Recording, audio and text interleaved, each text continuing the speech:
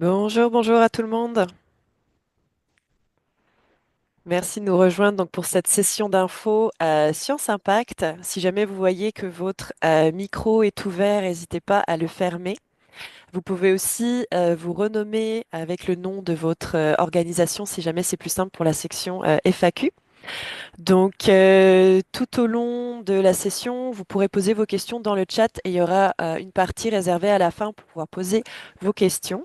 Donc, je me présente, je m'appelle Yolène Rosello, je travaille à Esplanade Québec et c'est moi donc la gestionnaire du programme Science Impact. J'ai avec moi ma collègue Laure Pinchot qui pourra au fur et à mesure répondre à vos questions dans le chat et ou vous transmettre les différents liens utiles. On a la chance aussi d'avoir avec nous deux membres des FRQ, donc Émilie Rochette et Marie-Pierre Cossette, qui pourront présenter les fonds de FRQ ainsi qu'elles-mêmes tantôt. On a aussi une ancienne lauréate de la bourse Science Impact de 2023, donc Fanny qui est avec nous et qui présentera tantôt Flora Cuir Végétal et ce que la bourse lui aura permis d'obtenir. Donc, sans plus attendre, on va passer au travers des informations. Donc, on va parler aujourd'hui du contexte du programme, pourquoi est-ce que celui-ci est né et quelle était en fait l'intention derrière cette collaboration. On parlera des critères d'admissibilité. Le détail sera donné directement dans la page web du site sur l'Esplanade. On parlera donc aussi des critères d'évaluation un petit peu plus spécifiquement, le processus de sélection ainsi que les dates pertinentes.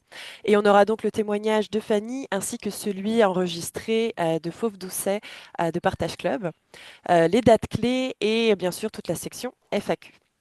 Donc maintenant qu'on a un peu plus de personnes qui nous rejoignent, on attaque la présentation. Donc un petit rappel, c'est toujours intéressant d'avoir une mise en contexte de pourquoi est née cette collaboration et à quoi servent en fait cette volonté de dispenser des bourses pour allier donc science et entrepreneuriat. Donc, le programme a été lancé en collaboration avec Esplanade Québec, que je présenterai tantôt, et donc le Fonds de recherche du Québec. L'objectif est donc de viser à favoriser la collaboration entre les entreprises donc innovantes, donc les startups, et le milieu de la recherche. Sont donc admissibles au programme des startups d'impact qui souhaitent réaliser donc des projets de recherche. On a deux volets pour ce programme. Donc, on va avoir un volet d'initiation. Donc, ce volet d'initiation, c'est vraiment pour toutes les startups qui ne sont pas familières déjà avec la recherche, mais qui souhaiteraient s'y initier. Donc, qui ont un projet qu'ils aimeraient donc valider pour venir concrétiser quelque chose dans leur entreprise, une étape d'un projet et pour lequel la bourse pourrait donner donc un gros coup de pouce. On a aussi pour objectif au travers de ça de favoriser en fait des maillages entre bien sûr donc l'innovation et la recherche. Pour les entreprises qui ont déjà un petit peu plus de connaissances dans ce milieu, on a le second volet, donc le volet de renforcement, où pareil, on attribue des bourses afin d'augmenter, de renforcer en fait cette collaboration entre recherche et start-up. Donc, pour chacun de ces volets, il y a 13 bourses qui pourront être délivrées, donc 13 bourses de 10 000 dollars. Donc, lorsque vous appliquez directement, en fait, en remplissant le formulaire, au travers d'une question, vous serez automatiquement redirigé, en fait, vers l'un ou l'autre de ces volets. Donc, si pour certains, vous avez déjà commencé à remplir le formulaire de candidature, vous ne soyez pas étonnés, c'est vraiment au travers du remplissage du formulaire que vous pourrez être redirigé vers l'un ou l'autre de ces volets de recherche. Puis encore une fois, si jamais vous avez des questions, vous pouvez directement me contacter. Esplanade Québec, qui nous sommes? On est un accélérateur d'entreprises à impact à Montréal. On travaille depuis 10 ans afin de soutenir l'innovation sociale et environnementale au Québec. Notre définition de l'entrepreneuriat d'impact, c'est un entrepreneur qui se donne pour mission de répondre à une problématique sociale et ou environnementale, qui place cette problématique vraiment au cœur de son modèle d'affaires et qui a pour ambition de créer de l'impact positif ainsi que des changements d'ampleur systémique en développant une solution innovante. Et donc, bien sûr, c'est pour ça que ça s'intègre très bien avec les FRQ, dans cette volonté de changement d'ampleur systémique, en commençant avec donc des bonnes collaborations avec différents acteurs d'innovation du Québec. Au niveau de nos activités, donc très rapidement, nous, on a trois secteurs d'innovation: la santé, l'environnement, les changements climatiques et les systèmes alimentaires.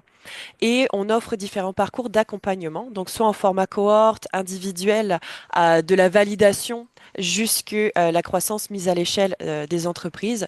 Et on offre aussi des conférences, des événements et des webinaires gratuits pour les membres de notre communauté.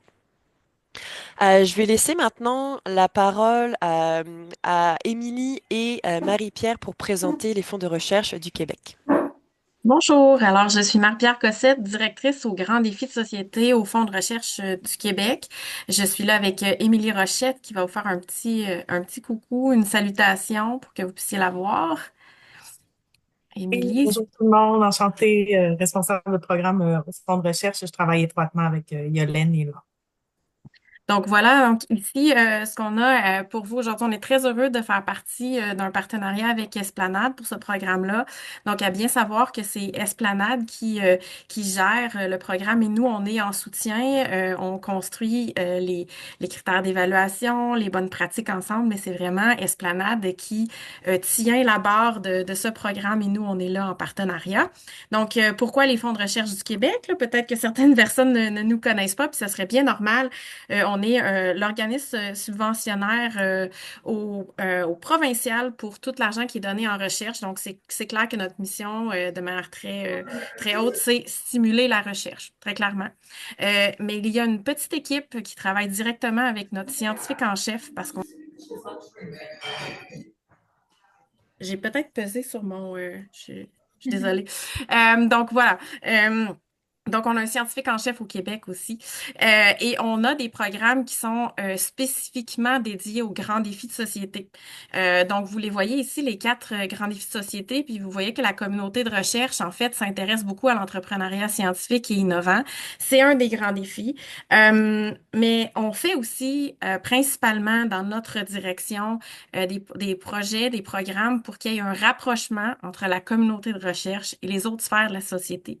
Parfois, c'est des citoyens, parfois, c'est des artistes, mais c'est aussi des entreprises.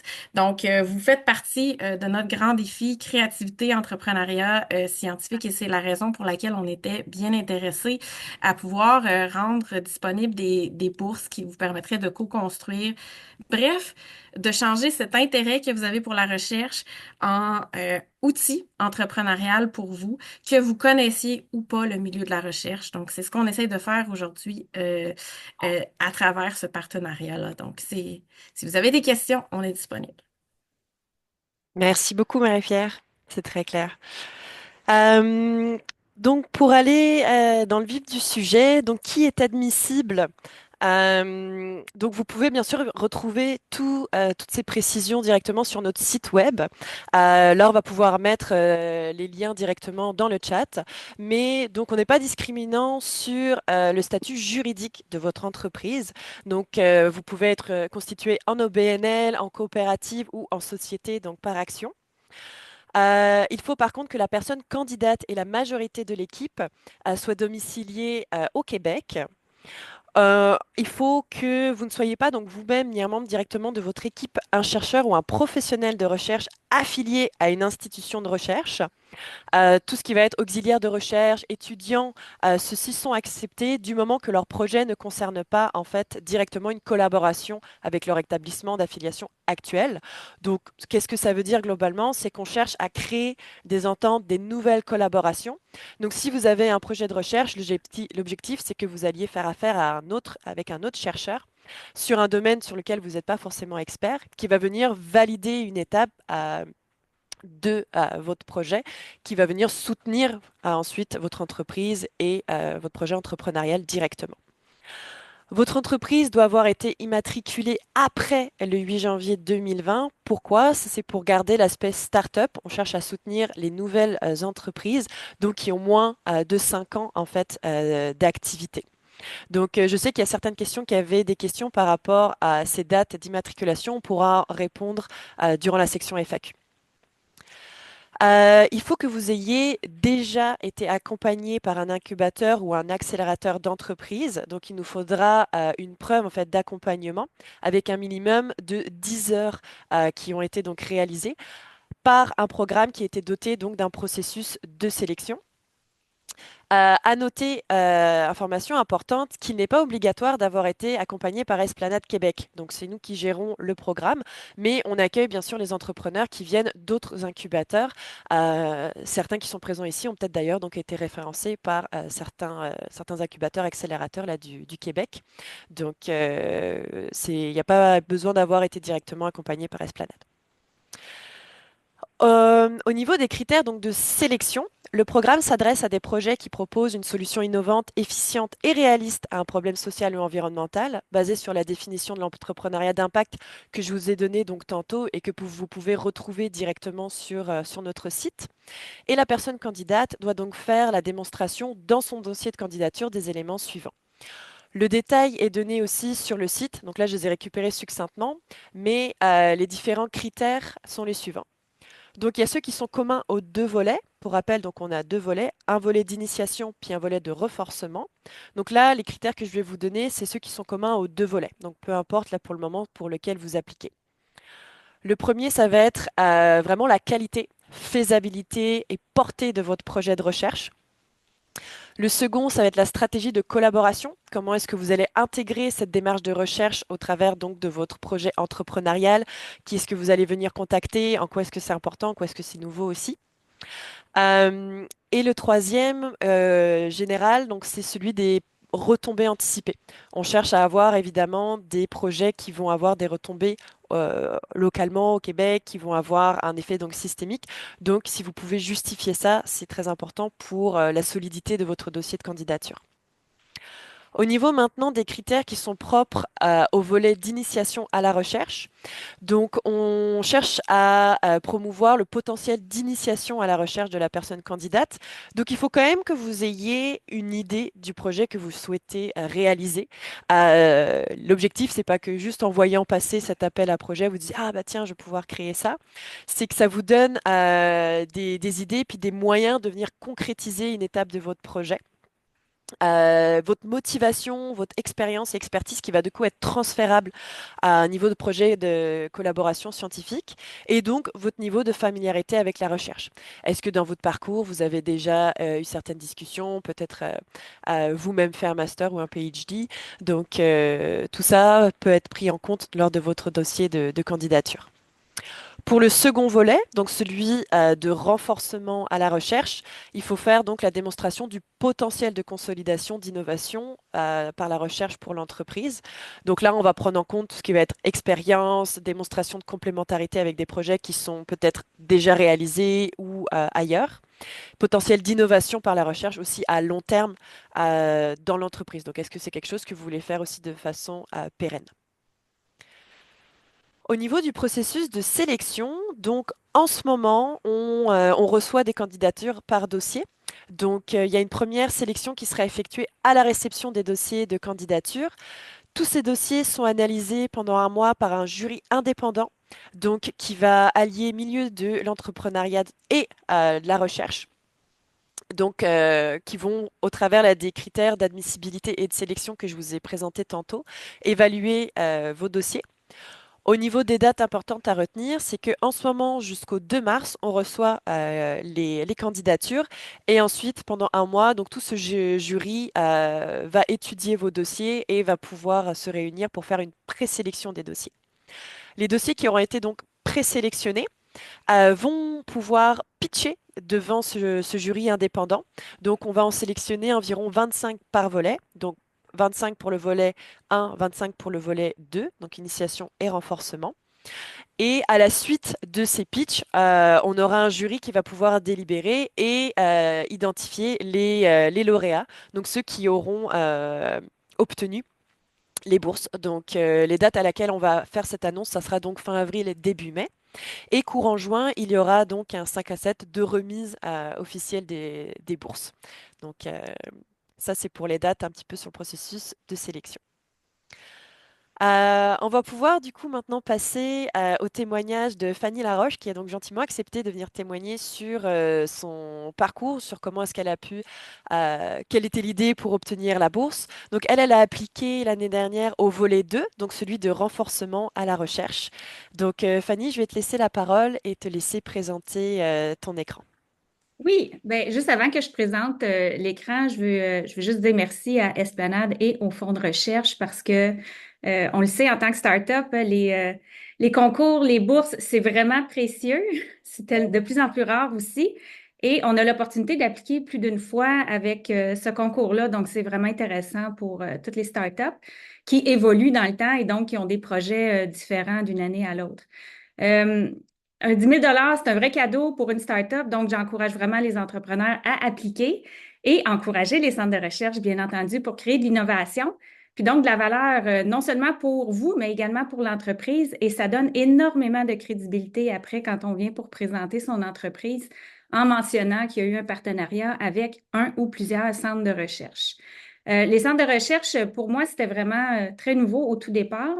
Puis un des mandats des centres de recherche que j'ai appris avec l'évolution, c'est qu'ils font également du maillage. Donc, non seulement ils nous aident avec la recherche et développement, mais ils font également du maillage entre la start-up et le milieu. Donc, ça se peut qu'il y ait des partenariats nouveaux qui se créent par la suite. Donc, ça aussi, c'est vraiment un volet qui est super intéressant.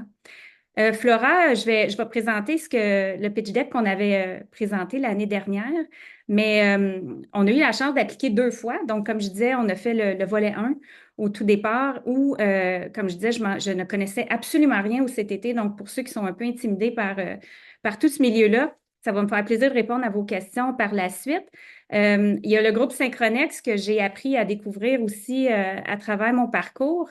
Je connais Synchronex, en fait, chapeaute beaucoup de CTT et CTTEI, en fait, les chapeaute tous.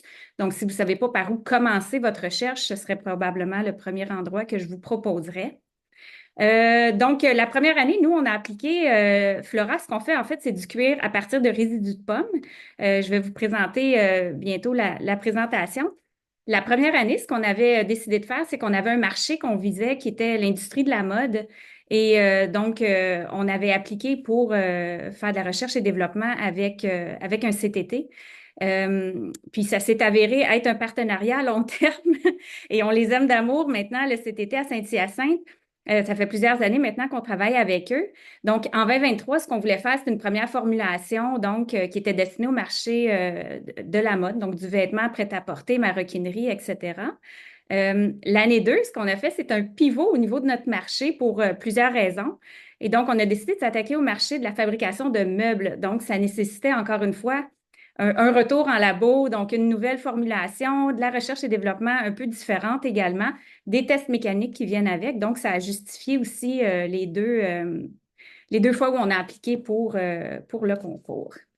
Et donc, je vais me lancer pour présenter un petit peu.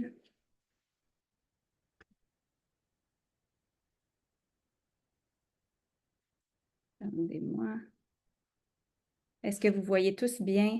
Oui, c'est Ouais. parfait. Je vais partir du début, c'est toujours plus intéressant. J'y arrive. Bon, je repasserai pas, je vais passer rapidement sur certaines slides, mais le but, c'est juste de vous montrer un peu la narration dans laquelle nous, on s'est plongé pour pouvoir présenter le projet de Flora. Donc, comme je disais, ce qu'on fait, c'est un cuir à partir de résidus de pommes du Québec. Donc, on avait commencé par présenter l'équipe. Ça, c'est toujours le fun de savoir avec qui vous allez travailler. Donc, voici ce que Flora propose, donc ce qu'on fait dans la vie. On a mis les bases un peu sur la situation, donc la problématique.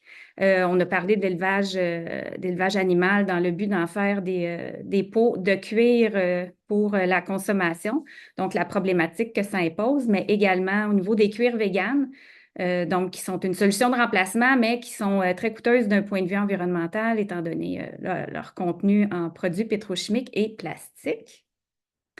Bien entendu, on arrive avec une solution, donc on a une proposition de valeur, donc on a mentionné ici.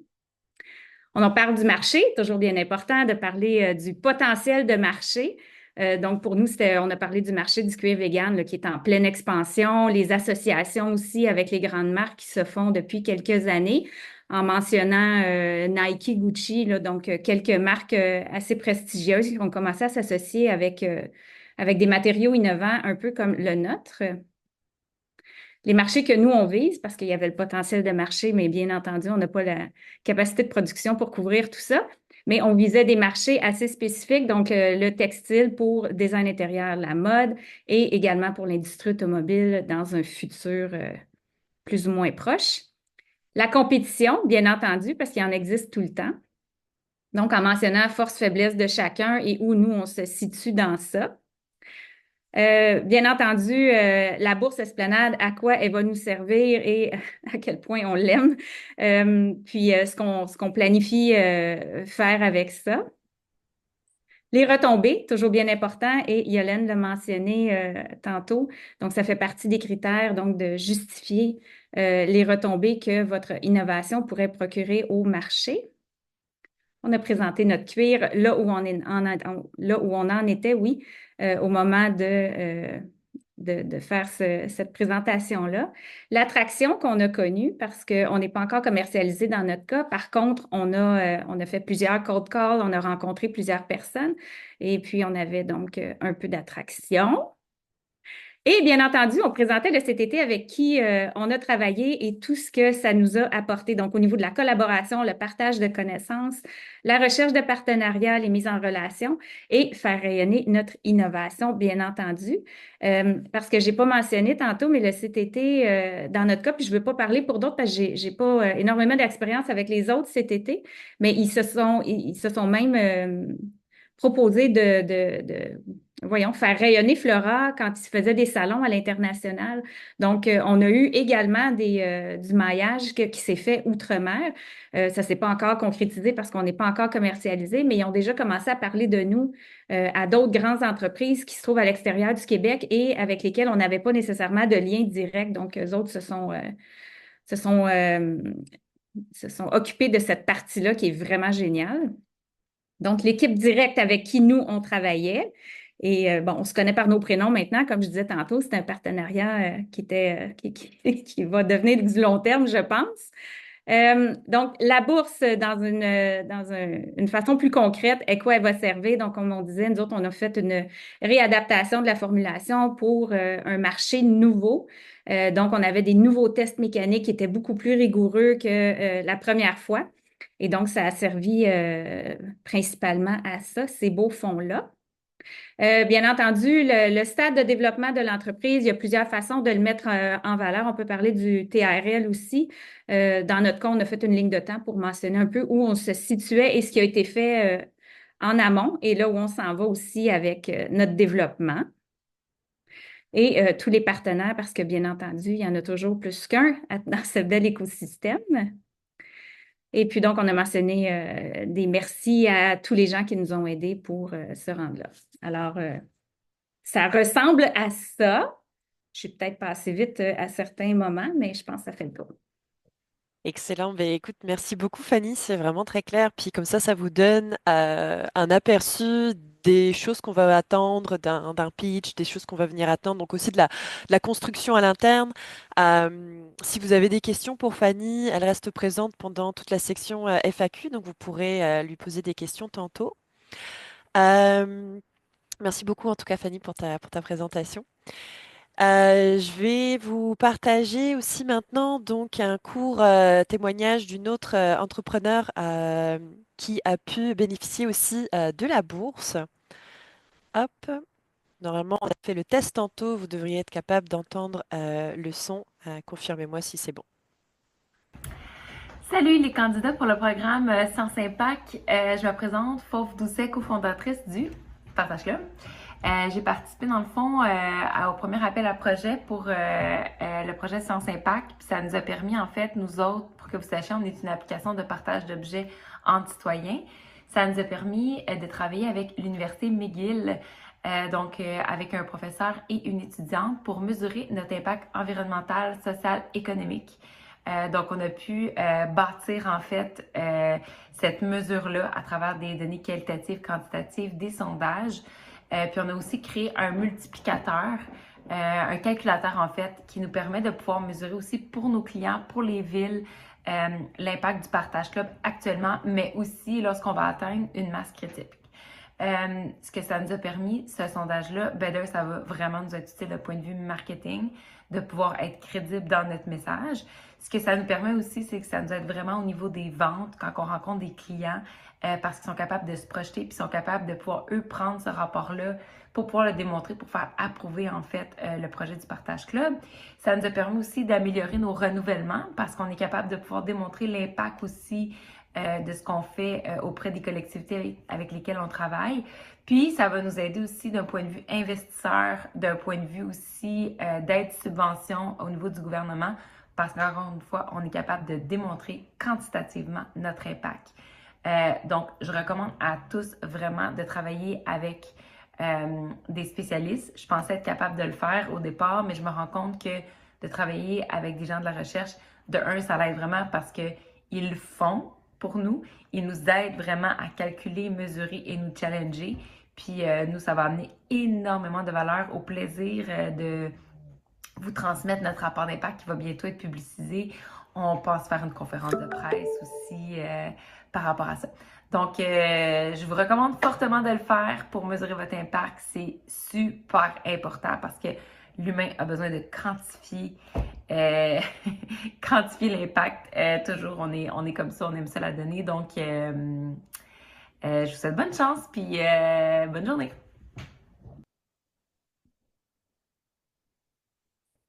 Excellent. Parfait. Alors, on va pouvoir retourner ici. Donc, l'objectif d'avoir ces témoignages, ça vous permet aussi de voir la variété des projets qui sont acceptés. Donc, au niveau des domaines, donc comme on a dit, c'est quand même assez large. Du moment qu'il y a un impact social et environnemental qui est prouvé, on va prêter attention au projet qui est déposé.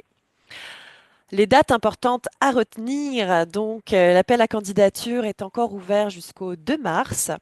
La session d'information, c'est aujourd'hui. Et la semaine prochaine, à la même heure, mercredi 29 janvier, on a un webinaire qui va être animé par les FRQ, donc Marie-Pierre Cossette et Émilie Rochette qui sont ici présentes, pour décrire qu'est-ce qu'est un projet de recherche efficace. Ce webinaire... ce webinaire-là, il est spécifiquement destiné aux gens qui vont appliquer pour le premier volet d'initiation. Les personnes qui ont un peu plus de connaissances par rapport au volet de renforcement, qui ont déjà déposé des projets de recherche, normalement, vous êtes au courant de ce qui s'y trouve. Mais pour les personnes qui découvrent, pour lesquelles c'est aussi la première fois que vous appliquez à la bourse ou qui auraient juste des questions par rapport à comment se constitue un projet de recherche efficace, eh bien, je vous invite chaudement à participer à ce webinaire. Et si jamais vous ne pouvez pas être présent pendant le webinaire, celui-ci sera quand même enregistré et diffusé par la suite. Donc, comme je vous le mentionnais, la présélection aura lieu donc la semaine du 7 avril. Donc, c'est à partir de ce moment-là où vous allez être au courant si vous avez ou non été présélectionné pour obtenir donc la bourse, puis pour potentiellement participer au pitch. C'est important d'être disponible la semaine en fait qui suit, puisque le 16 avril, il y aura une séance de coaching pour vous aider à justement pitcher. Donc, ce que vient de nous présenter justement Fanny, bah, ça en fait partie, c'est de savoir comment est-ce que on monte son dossier, puis par rapport à ce qu'on a déjà dit dans la présélection, qu'est-ce qui est pertinent de savoir pour nous pour la suite. Donc, des choses peut-être à venir préciser. Et donc, comme je vous le disais, l'annonce des lauréats sera donc début mai. On arrive à la section FAQ. J'ai ramassé les questions qui étaient le plus souvent posées. Donc, je vais juste passer au travers. Peut-être que ça va répondre à celles que vous souhaitiez poser. Peut-être que ça répond à certaines qui ont été déjà écrites dans le chat. Et toutes celles qui n'en feront pas partie, bah, ça me fera vraiment plaisir d'y répondre par la suite. Donc, est-ce que le projet doit obligatoirement mener à un livrable? Donc, Oui, mais ce qu'on entend ici par livrable, ça va pas forcément être le résultat final de votre projet en entier. On attend que ce soit une étape. Donc, imaginons votre projet est découpé en étape A, B, C. Eh bien, vous pouvez appliquer pour la bourse, par exemple, pour l'étape A, avec un livrable bien défini, réaliste pour cette étape. Puisque à la fin donc de votre travail, on va vous demander donc un formulaire pour répondre justement à qu'est-ce que vous aurez accompli. Il faudra que ça corresponde au projet déposé. Donc oui, il faut un livrable, mais pas un livrable de l'entièreté là, de votre projet. Ça peut être une étape bien délimitée. Est-ce que vous devez avoir déjà trouvé le chercheur pour déposer votre dossier? Donc non, il n'est pas nécessaire d'avoir déjà trouvé le chercheur avant de soumettre la candidature. C'est sûr que c'est toujours un plus pour vous, pour renforcer votre dossier, d'au moins savoir quelles idées est-ce que vous avez déjà, à l'instar par exemple de Faux, vous voulez participer avec l'entreprise, l'université McGill. Est-ce que vous avez déjà idée d'avec qui vous souhaitez collaborer? Ça permet de donner de l'appui à votre candidature, mais vous n'êtes pas obligé de le savoir en amont. Est-ce que vous avez besoin d'un devis pour la candidature? Donc pareil, non, un devis n'est pas nécessaire. Plus vous avez d'informations par rapport à ce pourquoi va servir la bourse concrètement, plus ça va nous permettre de savoir la solidité, encore une fois, là, de votre dossier, mais c'est pas non plus un critère. Est-ce que vous pouvez séparer la bourse entre deux institutions de recherche? Oui, il n'y a pas de limitation tant que cela reste en lien avec le projet déposé. Et tant que bah, c'est bien, que l'entente est bien signée par les deux parties et que la répartition du budget, en tout cas de la bourse, est clairement délimitée. Mais comme on promouvoit la collaboration entre les différents partenaires, c'est déjà arrivé qu'on ait certains bénéficiaires qui aient des ententes avec deux institutions de recherche, avec l'un où il y a le chercheur, l'autre le stagiaire qui réalise l'étude. C'est possible.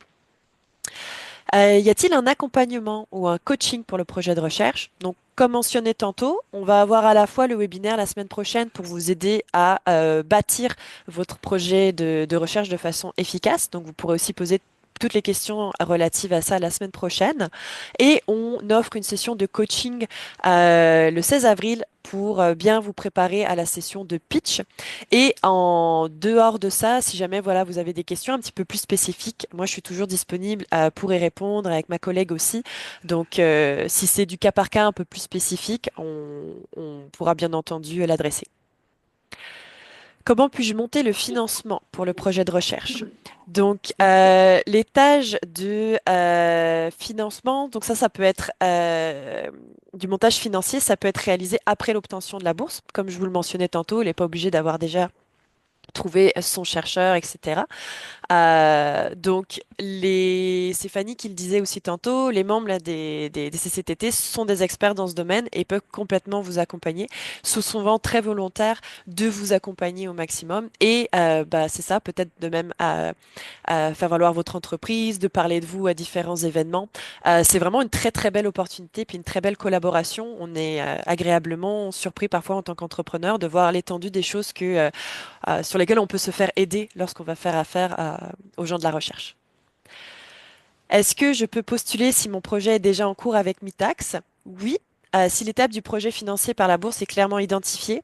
Puis pour les questions un petit peu plus spécifiques, on pourra voir tantôt pendant la section FAQ. Mais oui, c'est possible. Quels domaines sont acceptés pour le programme? Donc, vous avez pu voir aussi un petit panel, donc environnement, social, qui ont été présentés. Tous les domaines sont acceptés tant qu'ils ont un impact social et ou environnemental démontré. Donc, les sciences humaines aussi, par exemple, en font partie. Si j'ai un chercheur dans mon équipe, est-ce que celui-ci peut postuler donc à la bourse? Donc oui, un chercheur peut postuler à la bourse, mais dans un domaine où lui-même n'est pas expert et c'est pas lui qui va réaliser l'étude. L'objectif, c'est de faire de la collaboration. Puis vous pouvez pas, dans ce cas-là, auto-valider vos recherches. On cherche qui est justement pas de conflit d'intérêt là-dedans. Donc vous pouvez faire affaire avec un chercheur externe. Est-ce qu'il y a des restrictions sur le temps? Est-ce que vous êtes en temps plein ou en temps partiel au niveau des projets? Il n'y a pas de restriction. Si vous travaillez sur ce projet-là en temps partiel, c'est quelque chose qu'on comprend beaucoup dans la réalité des entrepreneurs. Donc, il n'y a pas d'enjeu si vous êtes en temps partiel ou en temps complet. Par contre, on a certain temps quand même pour réaliser ce projet. Donc, à partir du moment où vous signez l'entente avec l'université, le centre de recherche, vous avez 1 an pour réaliser votre projet de recherche, démontrer l'obtention du livrable que vous avez donc pour lequel vous avez déposé et nous soumettre un court formulaire en fait de réponse de ce sur quoi qu'est-ce que la bourse vous a permis donc de réaliser pendant cette année. Donc c'est ça. Est-ce que la bourse peut couvrir 100% du projet? Ben, tout à fait, et tant mieux. Donc oui, la bourse peut couvrir les frais. Par contre, si, comme je vous le disais, votre projet a les étapes A, B, C, etc., puis que pour l'étape A que vous avez délimitée pour demander la subvention, si vous avez besoin de fonds supplémentaires, bah, c'est à vous d'aller chercher les sources de financement en complément, qui peuvent donc se combiner. Ça fait le tour pour les questions que j'avais donc pré-identifiées.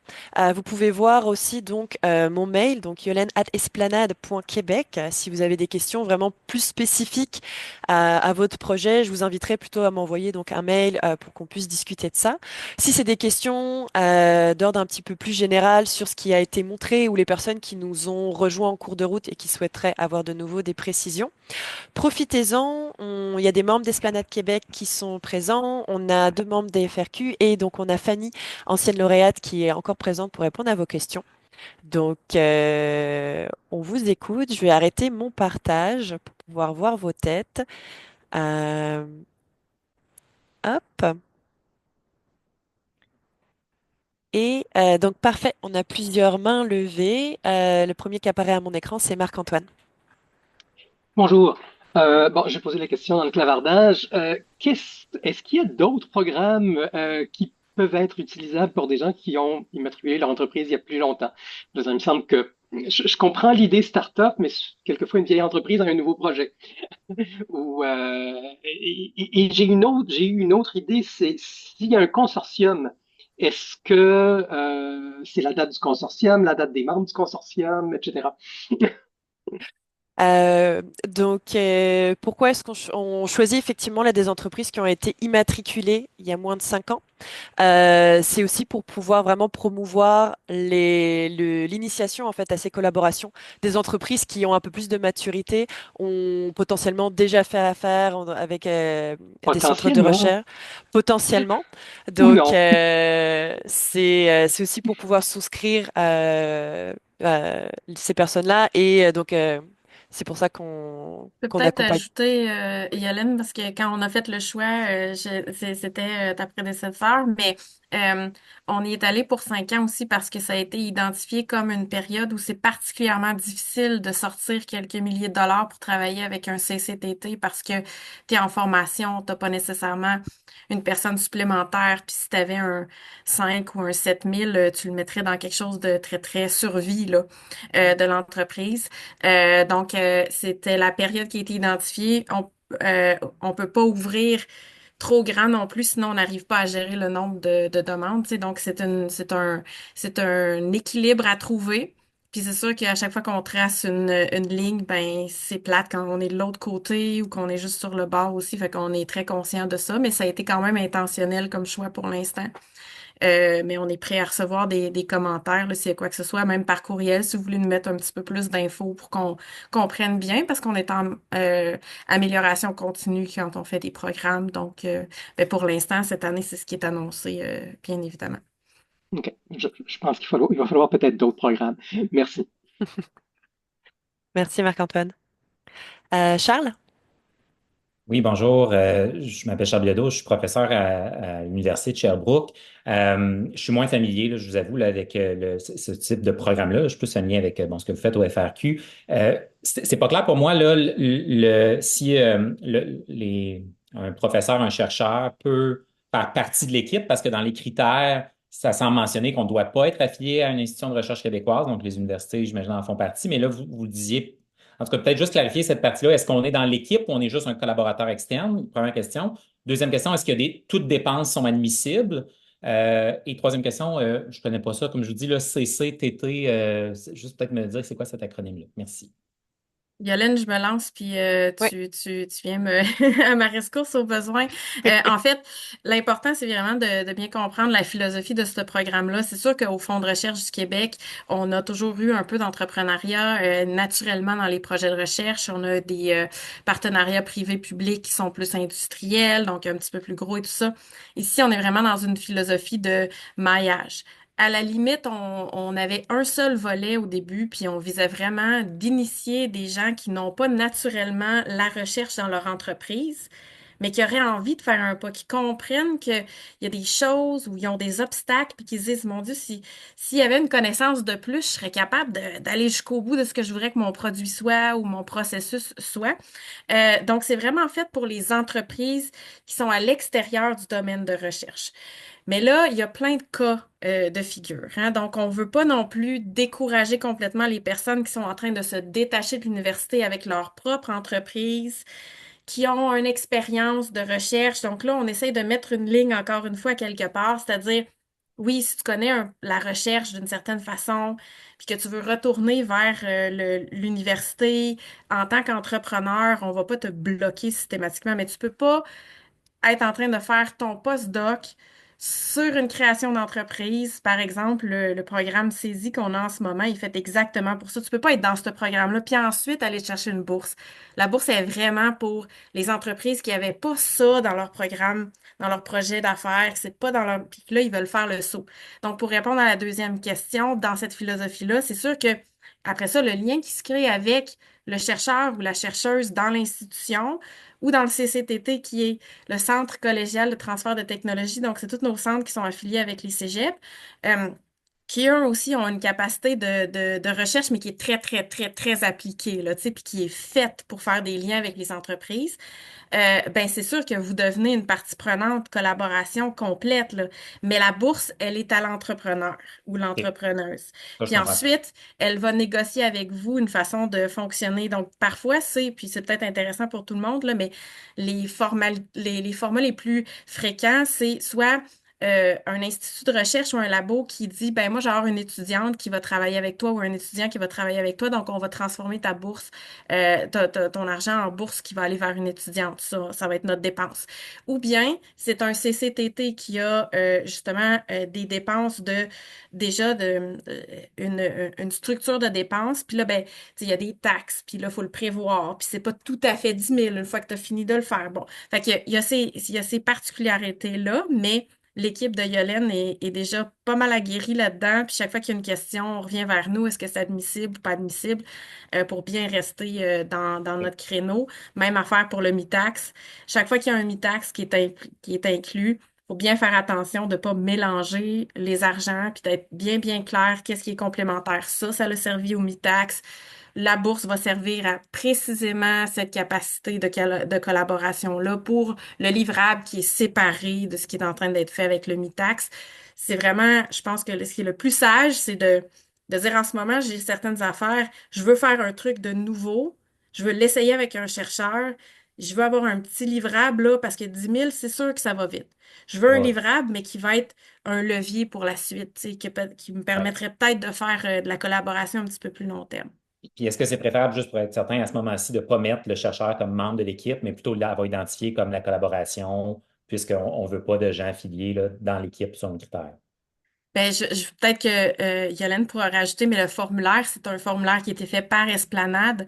Donc, on identifie des partenaires. Puis là, je me souviens pas exactement comment aller la question, mais avec qui vous avez envisagé de travailler et tout. Puis quand ils font leur pitch, ben, ils nous montrent aussi à quel point ils ont demandé aux chercheurs, ils ont eu un retour. C'est peut-être pas tout placé parce que c'est clair que si on sait pas si on va avoir le 10 000, on peut pas faire trop d'étapes parce qu'on veut pas que les entreprises vous soyez en train d'utiliser beaucoup, beaucoup de votre temps à essayer de concrétiser une collaboration, puis tout d'un coup, vous n'avez pas la bourse. Si on comprend que vous n'allez pas aller jusque-là. Fait que, tu sais, il y a beaucoup on planifie faire telle chose, le partenaire, ça devrait être celui-là.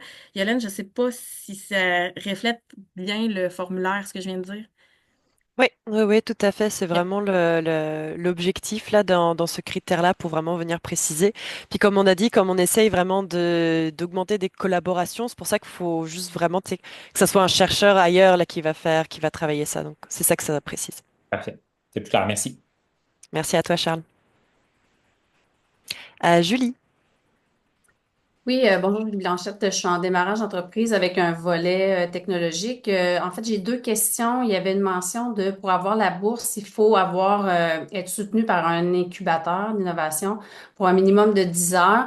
Si ceci est planifié vraiment prochainement, puis que ça a lieu juste avant le deadline là, pour la soumission, est-ce que ça fait en sorte que tu es valide pour pouvoir faire la demande pour la bourse? Euh, En soi, oui. Après, on pourra revoir là si je me trompe, Marie-Pierre, mais l'objectif là, c'est pas de pénibiliser puis de rajouter comme des étapes compliquées, c'est de Mhm. faciliter là, cet accès-là. Si on a la preuve que, il y a un processus de sélection et que vous êtes en cours de réalisation de ces heures, puis qu'il y a un engagement, puis qu'on peut avoir cette preuve-là qui nous est fournie par l'incubateur, souvent on va peut-être même d'ailleurs le connaître. Il y a pas de souci. Vous pouvez donc appliquer si ça se fait là prochainement. Après, c'est sûr que là, si on parle d'un programme qui démarre dans trop longtemps par rapport à l'obtention de la bourse, ça reste quand même nos critères. Puis comme on a dit, on essaie quand même de référencer ça parce que le fait d'avoir déjà été accompagné au moins 10 heures, ça va préciser votre projet de recherche, ça va préciser votre projet entrepreneurial. Puis c'est sur ça que nous, on va aussi pouvoir se bâtir si c'est un projet entrepreneurial qui est comme trop en idéation, début vraiment validation, bah finalement, ça va. Et pour votre projet de candidature, ça va être trop light, trop léger. Vous avez pu voir la présentation de Fanny. Il y a quand Mhm. même de l'avancement là, dans le projet. Donc, il faut quand même être assez avancé. Si, par exemple, c'est la toute première fois que vous êtes accompagné par un accélérateur, puis que vous êtes en train de réaliser les premières heures, bah, c'est peut-être même un peu trop tôt, même pour vous, pour appliquer. Mais ça s'explique. Il y a une section là dans le formulaire qui vous permet aussi de préciser certaines choses si vous n'avez pas tout là. On prêtera aussi attention à ça. OK. Deuxième question, c'est concernant les projets ou la collaboration avec les chercheurs. Est-ce que le projet doit être approuvé ou passé au comité d'éthique disons, de l'université auquel le chercheur est affilié? Je te laisse la main là-dessus, oui, Marie-Pierre. Eh bien, pour appliquer, absolument pas, parce que c'est un processus qui va pouvoir se commencer que lorsqu'on confirme qu'on veut collaborer.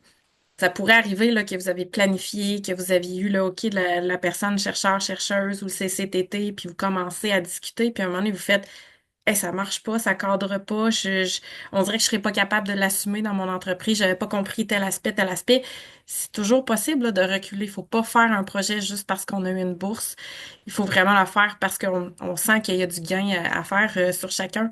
Donc, par contre, avant de commencer à faire quelque chose, à poser des actions qui nécessitent une approbation éthique, ben c'est sûr qu'il faut attendre la réponse. Puis parfois, il y a quelques délais qui peuvent arriver dans l'utilisation de la bourse. Ça, on est positionné quand même pour vous donner du temps, là, quand même, si jamais on voit qu'il y a un délai et tout. Puis c'est vraiment de travailler avec justement la partie chercheur, là, qui est chercheuse. Eux, ils savent ce qui doit passer au comité d'éthique, puis tu sais, ce qui requiert pas vraiment. Donc, tout dépendant de ce que vous êtes en train de faire. Si un CCTT, par exemple, fait des tests pour vous, mais il doit probablement avoir le processus, il doit déjà avoir le droit de le faire, ce processus-là. Tu sais, donc, ça va pas toujours être quelque chose qui va être le cas, là, qui va être à considérer, mais c'est important. Si un comité d'éthique a passé, il va vous le dire tout de suite, le chercheur ou la chercheuse. Ça va devenir évident. OK, c'était plus pour une question de délai, mais parfait. Exact. Ouais. Avec. OK, merci. Merci. Ruben.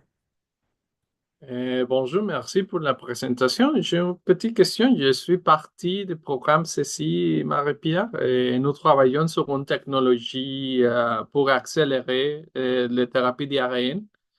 Euh, cette technologie, c'est très utile pour un chercheur à McGill. C'est pas partie de notre programme comme tel.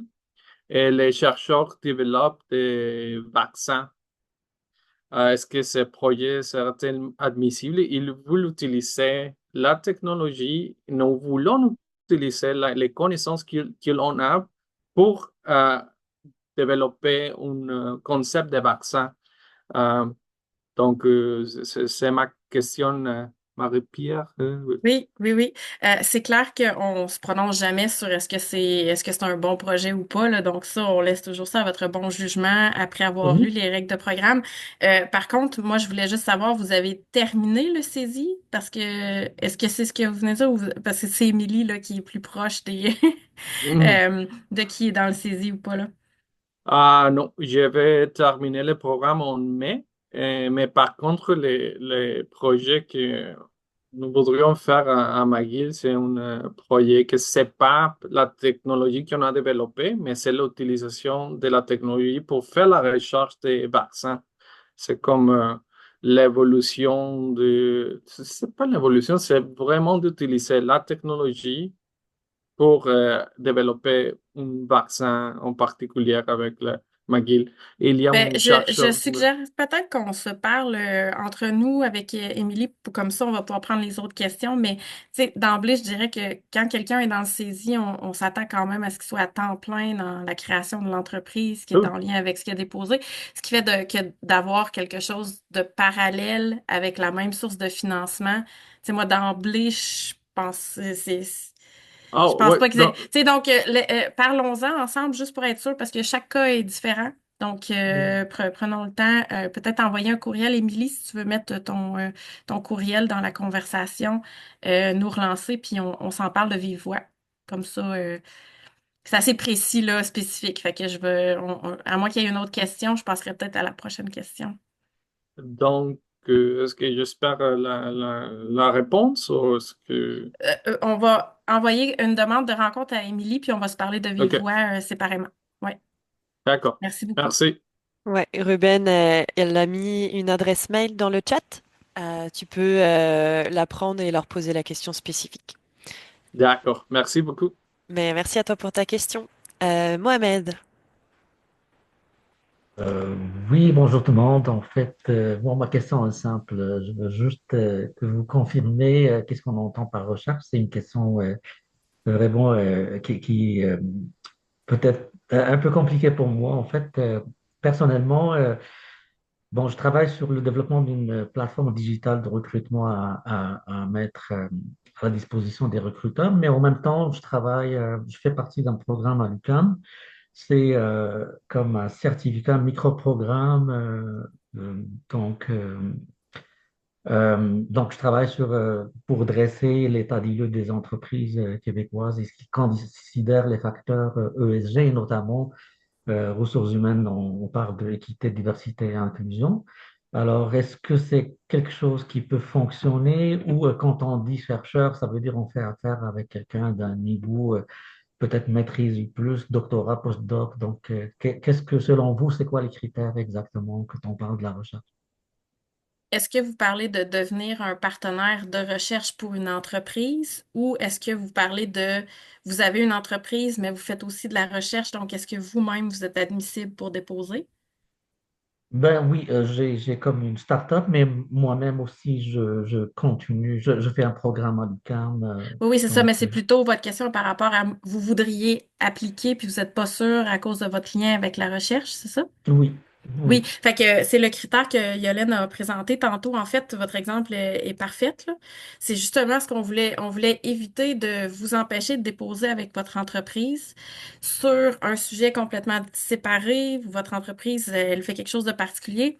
Tandis que vous êtes en ce moment à l'université, puis vous prenez des cours pour vous perfectionner. Donc, ce serait pas le cours que vous êtes en train de faire, les résultats de recherche en lien avec ce cours-là qui fait que vous avez une entreprise puis que vous voulez continuer la recherche. Parce que si vous étiez déjà dans la recherche à cause de votre micro-programme, puis que c'était pour ça que vous appliquez à la bourse, ça va contre la philosophie du programme. Tu sais, on veut une entreprise qui est séparée de la recherche, qui veut aller vers la recherche. Mais si en parallèle de vous former, là, en fait, vous êtes en train de vous former à l'université, vous avez une entreprise séparée sur un sujet séparé. C'est ça le bout dans le critère là, qui dit Mm. séparément de ça. Ben, il y a pas de problème. Vous répondez à ce critère-là. Donc, tu sais, je vous invite peut-être à relire le critère aussi. Puis si jamais il y a encore une nuance que vous n'êtes pas certaine, le faire par courriel. Puis, tu sais, nous autres, on peut dire non, non, mais ce mot-là, dans ce sens-là, il n'y a pas de problème. On peut vous le confirmer par courriel aussi. Tout à fait. Puis c'est peut-être pour reclarifier là aussi pour tout le monde. En gros, si vous êtes un chercheur ou si vous faites de la recherche, si vous avez déjà fait un PhD ou un master, ça vous disqualifie pas pour participer au programme. Vous avez une certaine expérience. Ce qu'on veut juste pas, c'est que vous réalisiez la recherche sur votre domaine, donc vous-même. On veut que vous fassiez un partenariat et surtout que ça soit sur un domaine d'expertise que vous ne maîtrisez pas. Donc, il faut que ça soit quelque chose comme qui soit comme séparé de votre expertise pour venir apprendre, pour faire des collaborations nouvelles. Donc ça, si ça clarifie, c'est parfait. À noter, juste cependant, puis après, j'ai peut-être pas entièrement compris quel était l'objectif là de ta startup, mais on cherche à soutenir des entreprises avec un impact social et environnemental comme démontré. Puis les critères EDI et ESG sont pour nous comme un prérequis. Donc juste avoir aussi, quand vous déposez, de bien identifier c'est des critères sociaux et environnementaux démontrés avec des retombées spécifiques, mesurables. C'est aussi, on donne un grand intérêt aussi à cette optique-là. Est-ce que ça répondait à tes questions, Mohamed? Oui, merci, merci. Merci beaucoup. Patrice. Oui, bonjour tout le monde. Merci, merci pour la présentation. Juste pour vous mettre dans le contexte, Espace Recharge, c'est une solution 100% clé en main pour fournir aux grandes entreprises et aux organisations des pauses bien-être sur le milieu de travail. Donc, ça fait appel au retour au travail en présentiel, prendre des pauses durant la journée, l'équilibre de vie, puis tout le grand concept de la reconnaissance des entreprises envers leurs employés. On veut faire un partenariat avec deux personnes qu'on a déjà identifiées. Une personne est affiliée avec l'Université Laval, l'autre personne est affiliée avec l'Université de Montréal. Des gens qui ont fait de la recherche, des gens qui ont fait des publications. Mais quels sont les critères d'admissibilité de ces personnes-là spécifiquement? Est-ce que c'est avec eux de façon individuelle ou l'entente, c'est avec l'université? Comment est-ce qu'on qualifie ces chercheurs-là? Est-ce que ma question, does it make sense? Je vais peut-être m'essayer. Il faut que je parte vraiment dans 2 minutes maximum, là. Mais vraiment, les deux cas de figure que j'ai présentés avant, c'est vraiment ça qu'on anticipe. C'est-à-dire, si dans un laboratoire, quelqu'un se dit, ben moi, ça me fait plaisir de mettre à disposition un professionnel de recherche ou un étudiant, une étudiante. Puis là, je vais répondre aussi à quelqu'un qui a demandé pour des FIR, des frais indirects de recherche, là, dans les chats, ça va aider. Tout dépendant de ce que vous allez faire avec le chercheur ou la chercheuse, il va y avoir une entente à prendre, tu sais, puis dire, OK, vous négociez, puis vous dites, ben, je sais pas si ça vaut la peine de payer des honoraires à ton professionnel de recherche, t'es sûr que t'as pas une étudiante, peut-être ça peut être plutôt une bourse, puis tout dépendant qu'est-ce qui est déterminé, puis que l'argent va aller à l'établissement gestionnaire de ce chercheur-là, c'est possible qu'il demande les frais indirects de recherche, tout dépendant de la nature de la dépense admissible. Puis ça, on peut le regarder ensemble, là, aucun problème. Puis quand on pense au CCTT, ben, eux autres, ils ont déjà une structure de contrat. Tu sais, ils vont vous faire une offre, ils vont vous dire, voici ce qu'on a l'intention de faire avec vous. Est-ce que ça vous convient? Puis là, il va y avoir une entente de, ben, c'est tant d'argent, c'est ça les livrables. Donc, il va vraiment y avoir un contrat avec eux, là. Fait que je sais pas si ça répond complètement à, Un petit peu par la bande, oui. ah, mais peut-être juste me repréciser, c'est quoi le bout? Est-ce que c'est qu'est-ce qui est comment on sait que la personne elle est chercheur de manière officielle ou Ben, oui, mais tu sais, cette entente-là, est-ce que c'est avec l'université? Parce que nous, c'est pas un CTT, là, c'est vraiment deux personnes qui sont professeurs dans des universités et qui font des publications on the side. Fait que c'est ça. Est-ce que l'entente, c'est avec l'université ou est-ce que c'est avec eux individuellement, sachant qu'ils sont professeurs affiliés, blablabla, c'est juste au niveau administratif. bonne question, j'aimerais bien peut-être voir d'autres cas qui ont été faits avant parce que c'est clair que quand il y a un envoi d'argent vers l'établissement gestionnaire, à quelque part, il y a un engagement qui est pris au niveau de l'université. Puis, tu sais, si jamais vous entrevoyez qu'il va y avoir un peu de propriété intellectuelle qui va être faite, c'est sûr qu'il va y avoir un contrat où il va y avoir une signature institutionnelle à quelque part. Mais tu sais, si c'est un professionnel de recherche qui vous fait un conseil basé sur l'expertise du labo, là, à ce moment-là, j'avoue que je ne sais pas, le chercheur est peut-être plus à même de savoir à quel point vous allez signer avec quoi. Puis, tu sais, nous, on peut, avec Yolène aussi, là, tu sais, essayer de consulter, voir, OK, la pratique, est-ce que tu sais, c'est une bonne pratique ou pas, mais euh, il y a vraiment plein de petits cas, là, fait que je peux pas répondre de manière générale, mais ça se pourrait qu'à un moment donné, vous signiez quelque chose où l'université signe aussi. Ça se peut, tout dépendant de OK. ce que vous faites. OK. Merci beaucoup. Merci. Donc Marie-Pierre, pour J'y respecter ton vais, je temps, quitte. ouais, c'est ça. Et Merci merci beaucoup à tout le beaucoup. monde. Merci beaucoup. On va prendre une dernière question. Après, on finira donc là-dessus la session d'info. Je te laisse y aller. 3S plus Smart. Merci beaucoup. Moi, j'ai trois questions. Question incubateur. Euh, j'ai déjà été impliqué à deux incubateurs, mais j'ai pas la preuve. Je peux vous donner juste l'incubateur où j'étais. J'étais. L'incubateur peut vous fournir, on aura besoin quand même d'une preuve. Preuve. Donc, si vous envoyez un mail à l'incubateur, aux gestionnaires qui vous ont accompagné, ils pourront vous envoyer quelque chose. Ou alors, vous pouvez nous signaler qui c'est, puis nous mettre en contact avec quelqu'un dedans pour qu'on vérifie. Mais on a besoin quand même d'un document qui atteste de votre accompagnement. OK. L'incubateur, c'est le Datapreneur de l'Université de Montréal. On peut vous donner le nom de candidature, c'est assez ou on va demander vraiment Il nous la faudra, preuve? quand vous allez déposer votre dossier, dans le formulaire, il y a une section où on vous demande une preuve d'accompagnement. Donc, c'est à OK. vous de nous la fournir. Ce ne sera pas à nous d'aller aller la chercher. C'est comme ça fait partie de votre dossier de candidature. Donc, en amont, il faut que vous les contactiez pour nous fournir la preuve d'accompagnement. OK.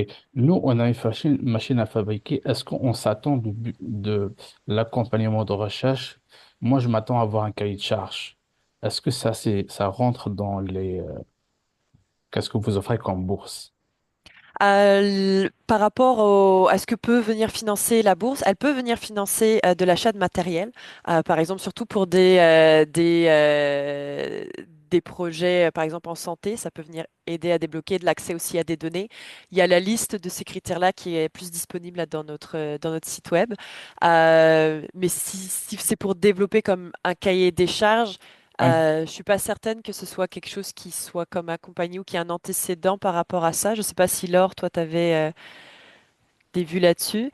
Mais dans tous les cas, il faut que ça soit quand même un projet avec un impact social et environnemental Oui. qui corresponde aux autres critères. Ça peut se décrire, mais un cahier des charges, ça reste quelque chose d'un petit peu très, très niche là dans le... Je vais m'exprimer autrement. Un cahier de charge, c'est la solution technique avec tous ces paramètres prêts à déployer après. Genre, on a besoin d'un expert qui valide que ça marche tout ce qu'on dit. C'est ça, c'est que le cahier de charge technique. On ne parle pas de Mhm. cahier de charge financier, là. Ok. Mais par exemple, si c'est pour valider une méthodologie par des Oui. chercheurs externes, oui, ça peut rentrer comme un critère. Si vous avez besoin d'une université, des chercheurs qui vont runner par exemple, une pipeline, qui vont faire les tests pour vous, où il y a quelque chose qui va être produit à la fin pour venir valider quelque chose, ça peut être validé. Oui. La troisième question, la dernière, la gestion de la propriété intellectuelle. Est-ce que ça sera toujours nous, le propriétaire, ou est-ce que le chercheur, il va obtenir une partie?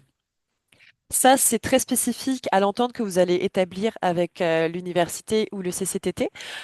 Et on vous conseille effectivement de faire bien attention à ces choses-là. Donc, ça, dans le cadre des webinaires ou dans les cadres là, des sessions de coaching, on peut vous préciser justement ces choses-là. Après, c'est effectivement à vous, par rapport à l'entente que vous allez signer, de voir qu'est-ce que vous concédez ou pas. Est-ce que ça continue à vous appartenir? Est-ce qu'il y a un partage? Mais ça devient très spécifique à votre projet, à votre entente, puis comment ça se passe. Euh, mais on va dire que normalement, vous restez propriétaire là, de votre solution. Merci pour toutes les réponses. Excellent, bah merci à toi. Euh, je pense que ça va conclure du coup notre session d'infos, à moins qu'il y ait vraiment une dernière question qui n'ait pas été adressée.